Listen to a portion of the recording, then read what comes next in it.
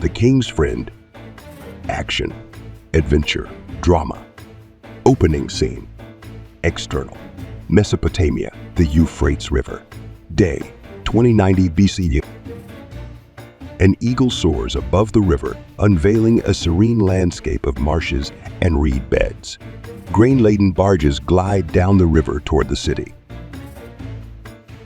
In the distance, you can glimpse the imposing silhouette of a ziggurat rising above the city of Ur. External. The city of Ur. Day. The river flows into a spacious harbor through a broad gateway. Along the pier, various vessels are moored, some with billowing sails. In the bustling marketplace, people trade goods from spices to livestock. The air reverberates with lively chatter. Many wear knee-length woolen skirts and capes, while courtiers sport tunics. Slaves don loincloths. Women in tunics with short sleeves flaunt beautiful hair. The road, paved with kiln-fired clay bricks, winds through the city, passing clay houses, and leads to a date grove, ending at the towering brick wall of the royal palace. Immaculate lawns host exotic animals grazing leisurely. The eagle circles high above the ziggurat, while the colossal structure casts its reflection upon the river below. External.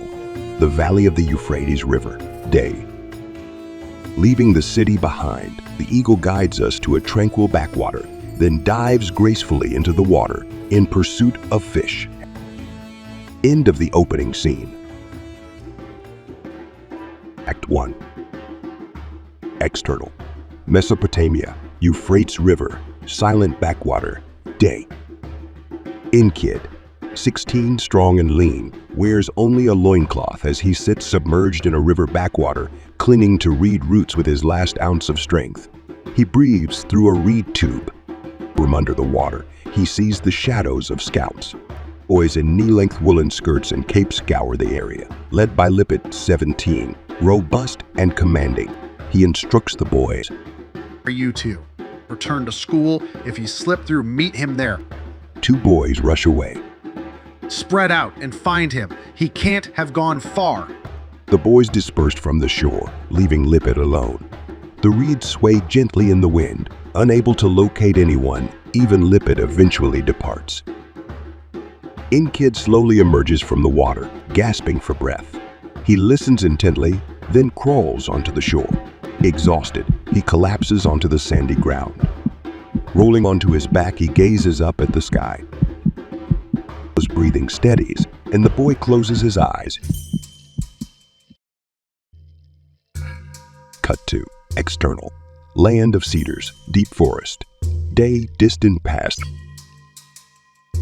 In a forest, a fearless warrior draped in animal skins rests soundly, clutching a lotus-like plant in his hand. Out of nowhere, a serpent emerges from the underbrush, seizes the plant, and slithers away. The warrior remains asleep, but his body rapidly succumbs to the ravages of time. Soon enough, he metamorphoses into a motionless skeleton and, over time, disintegrates into a fine dust that scatters into the wind. Back to internal. Mesopotamia, Larsa City, room in the clay house. Morning. Kid awakens abruptly from a terrifying dream, unleashing a piercing scream as he tries to spring to his feet. By his side sits Adab, 60, a wise and loyal blind slave with long gray hair and a beard, his eyes concealed beneath a white patch. Atab finds Kid's head and comforts him, cradling the young man close to his chest. I had a nightmare, a tab, and I wet myself again. Kid sits up, moving away from Adab. Adab takes a copper cup, extending it to the boy. It will help you. I picked it myself. Kid extends his hand, taking the bowl and sips. It's nothing, Kid. You just caught a chill in the river. You won't tell father? Nay, for what? The ailment shall soon abate. Adab retrieves the bowl and places it on the table. Now get up, and I'll help you wash up. External. Kid's father's property. farmyard. Day. Kid, attired in a knee-length woolen skirt and a shoulder cape, receives archery instruction from one of the guards. The sun-kissed young man listens with rapt attention. Nearby, Adab sits in deep meditation. Kid lines up his shot and, with determined focus, sends his arrow toward the target. It strikes the mark successfully, though not quite hitting the bullseye. The guard offers guidance, making instructive gestures that Enkid acknowledges with a nod of comprehension. External. Wrestling ground near the canopy. Day. Enkid's father, Abzu, 50. A stout veteran of war, reclines under a canopy on a cane chair. He exudes an air of authority, marked by his forceful demeanor and abrupt mannerisms. Abzu's gaze narrows as he watches the lackadaisical skirmish between the two young guards. His irritation boils over, prompting him to rise abruptly and bellow at the guard. In a real combat, you would have been turned into a bloody mess by now. Adab approaches him. You called for me, Abzu. Do you believe Enkid is prepared for the desert trial? Indeed, I concur. Abzu remains silent, his stern eyes still fixed on the guard's ongoing battle. External. Mesopotamia. Desert. Morning. The massive serpent gracefully slithers through the sandy terrain amid the shrubbery. External. Mesopotamia. Desert. Day. The kid traverses the arid desert with fatigue. His dagger is fastened to his belt, a quiver full of arrows and a bow rest over his shoulder. Pausing, he takes a slight gulp from a shallow ceramic flask, noting the dwindling water supply. Continuing his journey, he diligently inspects the sand for traces until he stumbles upon the barely distinguishable trail of a serpent. He squats, carefully scrutinizes it, draws his knife, and begins to pursue the trail. Internal. Abzu's house. Evening. A recently shed snakeskin dangles above the fireplace. Abzu, Enkid, and a tab are seated at a table. In copper vessels, there is a savory dish filled with snake meat. They partake in the meal, using their hands, utilizing daggers to assist in the process. Boy, I'm proud of you. Now I know you're grown enough for a decent burial. Enkid stops eating. He wipes his hands and mouth with a cloth. Dad, I pray the gods grant you strength and health for many years. Abzu also sets aside his food. Remember, son, death is certain. Some squeal like pigs, but true warriors face it with dignity. As a warrior, I'm always ready to die. Let's change the topic. Can you read me a Gilgamesh story? Like when I was a kid? Do you remember? Abzu nods with a gentle smile. I remember. Fine, I'll read. Can I choose a table on my own? Of course. Enkid goes to the far corner of the room, eases a chest of wood open, and picks up one clay tablet at random. He returns to the table and gives the table to his father with both hands. Abzu blows dust off the table and looks at the text. Do you recall what occurred after Gilgamesh obtained the plant of everlasting life? Of course. The plant was snatched away from him by a cunning serpent. Exactly. And today, by defeating a viper, you've demonstrated your maturity. Abzu begins to recite the epic tale. Cut to. External. Land of cedars. Forest thicket. Day distant past. Two courageous warriors, draped in animal hides, navigate their way through the dense woodland. Leading the way is a scout, Enkidu, a trusted friend of the King Gilgamesh. He proceeds with caution, intently listening, scanning his surroundings, and sniffing the air. Once he signals that it is safe to proceed, King Gilgamesh strides forward with regal grace. Gilgamesh, do not rely just on your strength. Let Enkidu walk before you, shielding a friend from the front, vigilantly guarding. Back to internal. Abzu's house. Evening. Enkid rests his cheek on his hand, listening attentively. One day, Father, I will also become a friend of the king. Abzu stops reading and looks at his son with surprise. What did you just say? Are you serious? I aspire to be a friend of the king, Father. You named me Enkid for a reason. The father sets the table aside and stands up in anger. Cut to external, steppe, sunny day, distant past. Huge flocks of sheep are gathered around Enkidu from the epic. A lion sits near his foot. I named you after Enkidu, the skilled hunter and shepherd, not a friend of kings. Back to internal, Abzu's house, evening. Forget it. You and the king are worlds apart. Enkid looks stubbornly at his father. You are my successor, and I wish for you to carry on and strengthen our legacy. Enkid stands up.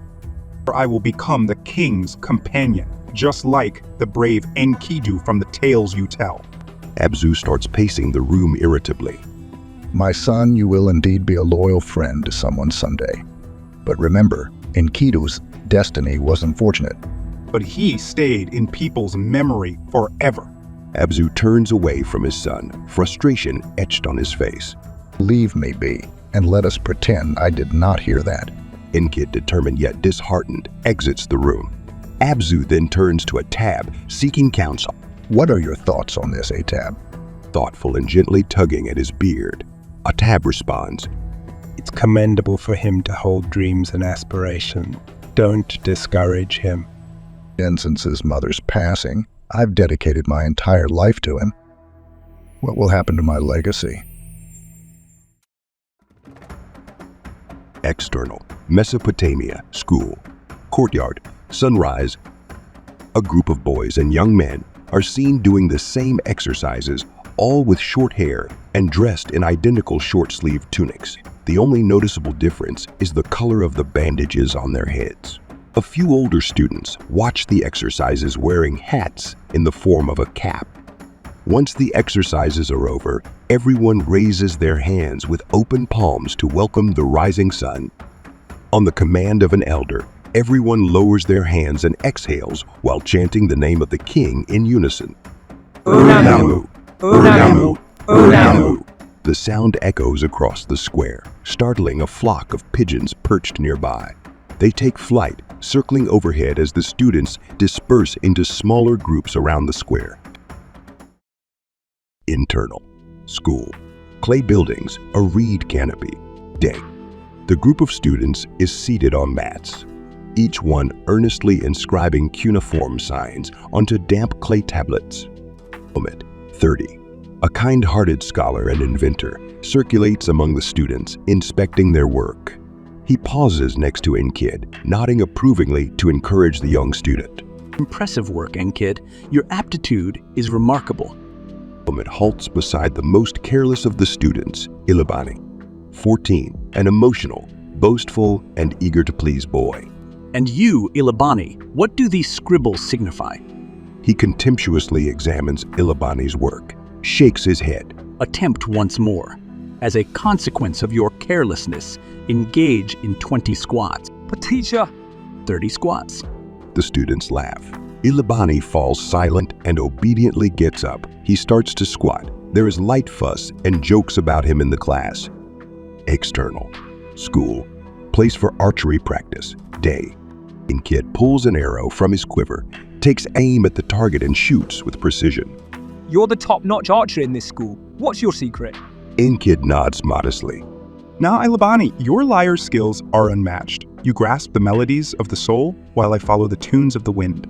He carefully loads another arrow, takes aim at the target once again. I learned it from my blind mentor. After a moment, he releases the arrow, which flies through the air and hits the target. Ilabani cheers him on, impressed by his friend's skill. Why do you always have my back? Satisfied with the outcome, Enkid lowers his bow. I hate seeing younger, weaker students being disrespected. You're pretty cool and protective. Enkid smiles, savoring the praise. Are you going to the discourse tonight? Definitely. It's mandatory for senior classes. May I accompany you? Certainly. Contented, Ilabani scampers toward the edifice, while Enkid takes aim and fires accurately again. Internal, school, assembly hall with columns, evening. Torches flicker, illuminating a heated argument within the hall of the academy. Tables are shoved aside, and all attendees stand with bated breath. Naba, 18, a robust, resolute, fearless, and ambitious young person, speaks to dozens of fellow students. Sargon the Ancient remained undefeated in every battle he fought. He was able to unite the Sumerians and Akkadians. There is boisterous exultation among the students. Naba lifts his hand, requesting silence. Nevertheless, wars drained the kingdom, making people poor and unhappy. True greatness and prosperity come not from wars, but from peace and effective governance. Amidst the boisterous cheers for the school's top student, Umi, standing beside Enkid, nods in agreement. He raises his voice. Indeed, the young man is correct. Peace is the cornerstone of prosperity. Internal. School principal's room. Evening.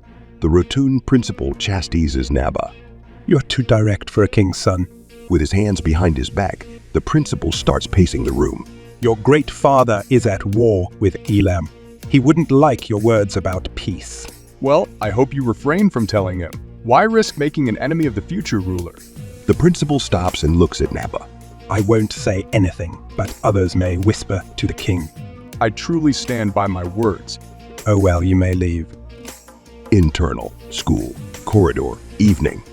Naba and another senior fellow named Erdunana, 18, an athletic, cheerful, confident, and faithful youth, both wearing hats, quickly make their way down a corridor.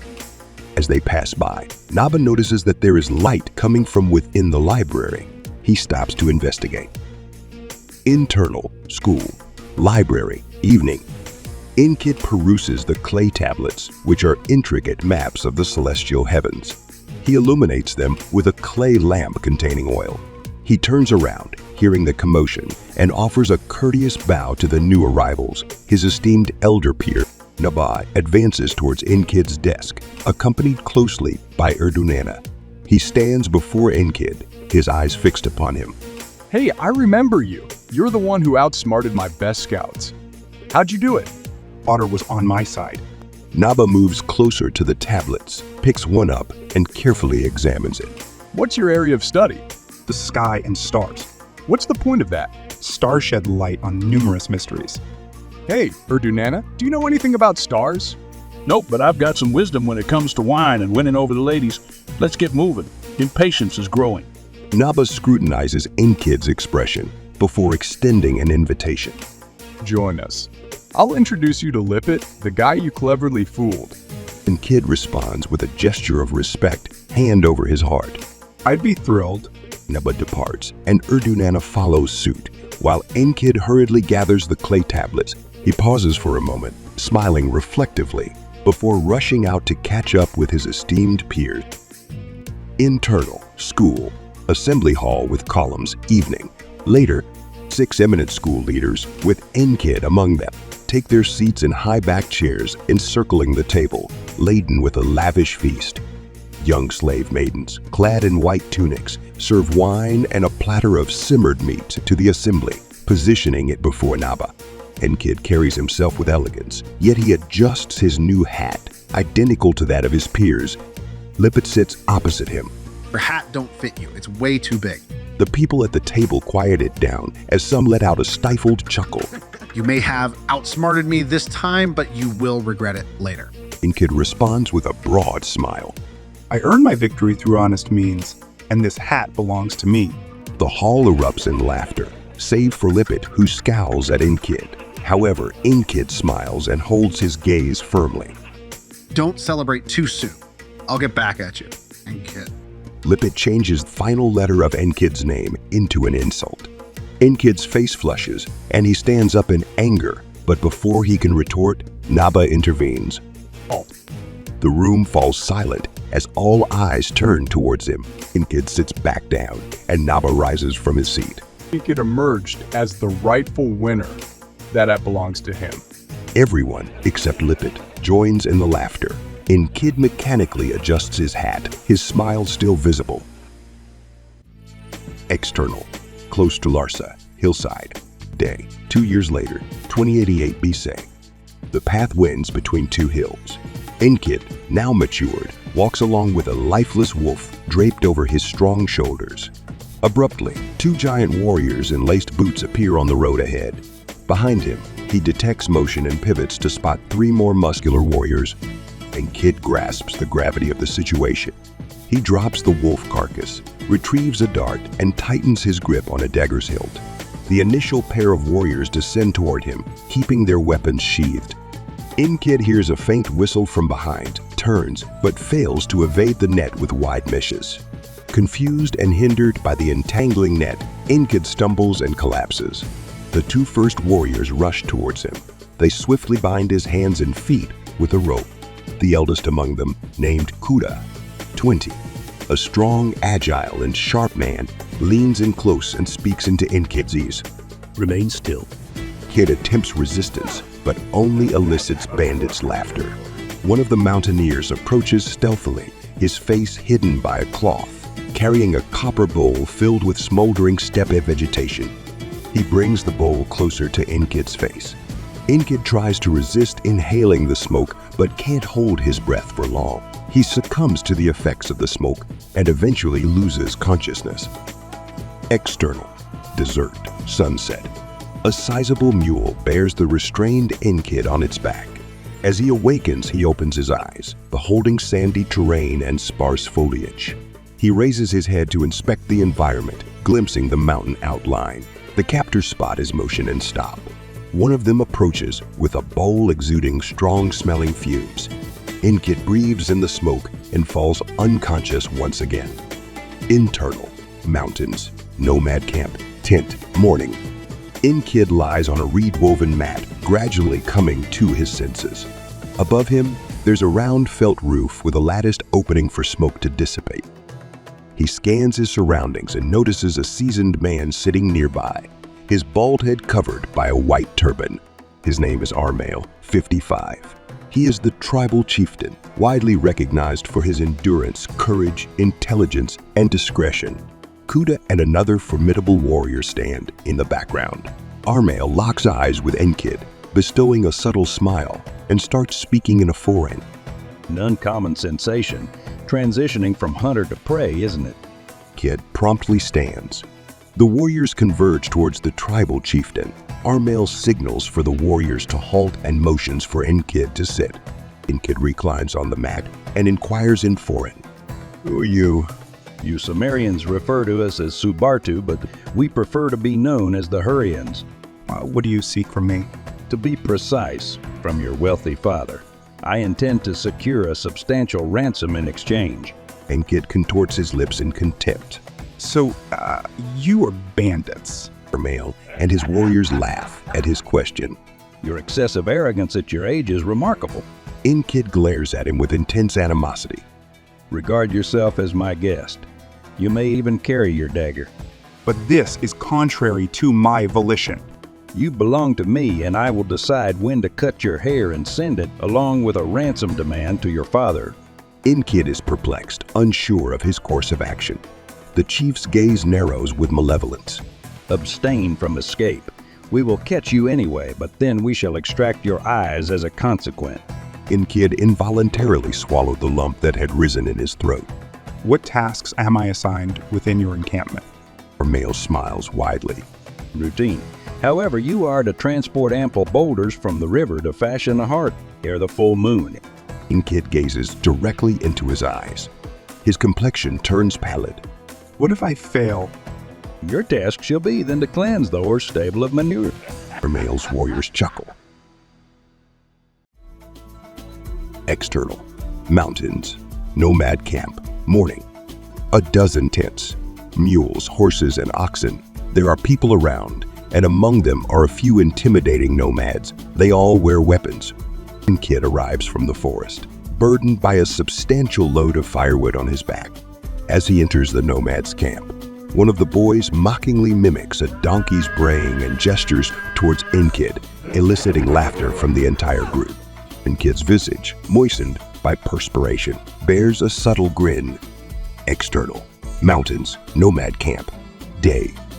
Fatigued, Kid settles upon a river stone, while another rests by the hearth. He concludes his consumption of barley porridge, placing the vacant clay bowl aside. The boys observe him from above. A lad approaches, bearing a cup of milk, which he extends to him. Inkid quenches his thirst with the milk and converses in foreign. Thank you. Remain here. I've a gift. He retrieves a dagger and a desiccated river reed from his belt. With exacting motions, he trims the reed and pierces several holes in it. Curious boys surround him. Content with his craftsmanship, Inkid produces melodious tunes from the pipe. The boys are enthralled with joy. Inkid presents the pipe to the one who brought him the milk. External. Mountains. Nomad camp. Morning, couple of weeks later. Inkid, encircled by lads, comes back from forest with firewood. Each boy bears a bundle or pile of it. They approach the fireplace. A heap of sizable stones lies beside the hearth. The male observes them from a distance, wearing a smirk on his lips. Inkid discerns the sound of hoofbeats and beholds a troop of hunters approaching the camp on horseback. His eyes widen in amazement as he observes the riders. The boys eagerly hasten to welcome the riders, swiftly commencing to play on reed pipes, producing a diverse array of melodies. External. Nomad camp. Fireplace. Night. Full moon. Next to the fireplace, seated on woven mats, are Armail and Inkid. Inkid fixes his gaze on the constellations above, while Armail's attention remains on the crackling flames. He stirs the fire's embers. You have triumphed over the initial challenge. A new task awaits you. Inkid, too, directs his focus towards the fire. What might it be? The children have developed an attachment to you. Instruct them in the arts of literacy and numeracy. Certainly, yet I harbor a request for you. Oh, you possess a remarkable audacity. Speak, Allow your warriors to teach me equestrian skills. and you might just succeed. Tomorrow morning, we will see how you manage. External. Nomad camp. Outside the circle. Morning. A stableman guides a robust horse on a leash in a circular path. Inkid and Armail position themselves near the circle. Armail, maintaining an unwavering focus on the stallion, provides Inkid with instructions. You must assert your dominance over the creature. If you become frightened, the horse may buck and tread upon you. How do I mount it? Simply leap onto it. External. Nomad camp. Inside the circle. Morning. The stallion displays its temperament. The boys burst into laughter after witnessing Inkid's few inelegant attempts. Finally, Inkid prevails. He presses his heels against the horse's flanks and tautens the reins. The horse commences a lively dance beneath him. Suddenly, the horse springs into a gallop. Inkid sways upon its back but retains his equilibrium. The horse gains momentum, sprinting in a wide arc at a brisk pace. Inkid adapts seamlessly to the rhythm of its motion. Following several rounds of galloping, Inkid reins in the horse. The stallion halts, transitioning into a leisurely walk. The spectators cheer for Inkid, commemorating his triumph. A broad smile illuminates his countenance. External. Mountains. Nomad camp. A reed canopy. Day. The group of boys sits on mats, each one diligently writing cuneiform signs on wet clay tablets. Inkid approaches the final mat. Upon it sits Kuda, earnestly inscribing a Sumerian symbol representing eternity. Inkid nods in agreement. External. Nomad camp. Wrestling ground. Day. Inkid and Kuda are deeply focused on refining their synchronized blocking techniques, reminiscent of Aikido moves. The boys find great enjoyment in watching their teacher's training. Kuda pauses, conveying something through explanations and gestures. Inkid acknowledges with a nod of agreement. They resume their training, with Inkid demonstrating impressive proficiency. Kuda nods in approval. External. Step. Sunrise. Inkid rides on a gray stallion across the steppe, heading towards the ascending sun. At a particular juncture, he stretches his arms wide, extending a salute to the sun. External. Nomad camp. Wrestling ground. Day. 2 years later, 2086 BC. Inkid and Kuda step forward to the shooting area, and warrior present them with bows and quivers containing 2 arrows each. Kuda invites Inkid to shoot first. Inkid tests the bowstring tension with his first shot, impressively reaching great distance, astonishing the crowd. Kuda's turn arrives, and with a deliberate breath, he releases his arrow, hitting close to Enkid's arrow but slightly nearer to it. The audience sighs in disappointment. Now Kuda takes his accuracy shot first. Enkid stands to our male. Victory or loss can both be advantageous. Why? If you win, I dispatch your heir to your father. If you lose, you will acquire a potent ally. Kuda hits the target almost dead center. The esteemed audience celebrates his shot with standing ovations, while Kuda's friends observing Enkid with disdain. Enkid retrieves the second arrow from the quiver, meticulously inspecting it before loading it onto the bow. He steps forward, kneels down, takes aim, and releases the arrow at the opportune moment. In slow motion, the arrow soars through the air and lands closer to the center, precisely beside the Kuda's arrow. The judge's gong resounds, proclaiming Enkid the victor. The gong's echo reverberates in complete quiet. The young boys were the first to play their flutes, followed by a burst of applause and approving cheer. Ermail gazes at Enkid in delighted surprise. His fondness for being first is evident. He shifts his gaze towards Kuda. Now you have an ally. Stay close to him. He will achieve much. External. Mountains. Day. 3 months later. A scenic mountain vista. Enkid is perched atop a peak, engaged in meditation. His hair is closely cropped. One of young boys ascends to his location. Teacher, they've dispatched an entire flock of sheep for you. Enkid greets the news with equanimity. A smile graces his face. External. Nomad camp. Fireplace. Evening. Ermail and Enkid are seated on woven mats beside the hearth. The time has arrived to disclose the truth to you. What are you talking about? Your father paid me in advance to take you away. No. But why? To temper your conceit and forge you into a worthy warrior. But it's unjust. Yet it will be advantageous in the grand scheme. Enkid remains quiet, his frustration evident as he idly toys with pebbles. So, were you already acquainted with my father? Indeed, we fought shoulder to shoulder. Enkid falls silent, grappling with the revelation. He gazes at Ermail, seeking answers. Tell me, would you truly have blinded me had I escaped? Ermail chuckles. Unlikely, yet I knew the Gittins used that tactic on your mentor, and it proved effective. Feel utterly foolish. To atone for your resentment, I present you with your stallion as a gift. I appreciate everything, Ermail, but I won't prolong my stay here. I depart for Larsa tomorrow. Kuda will accompany you and provide assistance if needed. Both sit and gaze at the fire. Ermail breaks the silence. I dislike farewells. We will tell the tribe that both of you are embarking on an extended hunting expedition. Yes, that would be better. I am grateful to you for everything. Internal. Larsa, Abzu's house, day. Above the hearth, a dried snakeskin hangs. Abzu and Enkid, the latter wearing laced boots, stand by a table embroiled in an argument. This went against my wishes.